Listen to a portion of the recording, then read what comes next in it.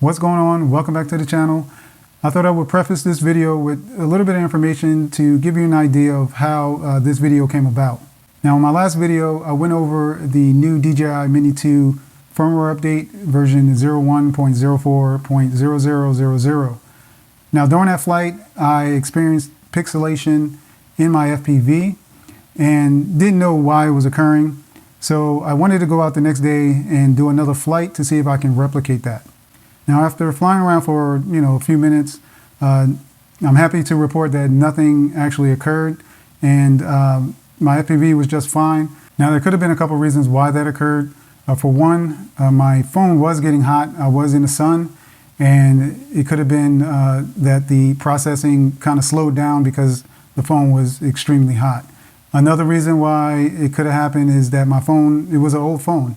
It was a Samsung Galaxy S9, which is, I believe, is at least 4 years old. And maybe it didn't have enough processing power just to, process the image. But it didn't occur the next time I flew, so I'm not going to be concerned about that being a problem. Now, there were others out there that also experienced it, and that was one of the main reasons why I wanted to go out and test it. But nothing else occurred on my end. I'm not saying that it won't ever occur again, but for now, I'm not going to be worried about the pixelation in the FPV. Now, since that was all good, I decided to stay at the location and fly around and get some more footage, and decided to actually do another video. But I did collect some cinematic shots and put it all together into a short little 2-minute sequence. And that's what you're going to see here today. However, this video will be featured in another upcoming video I have planned. It's kind of like a tutorial. So I decided to feature this video first and then refer back to it when that other video is published.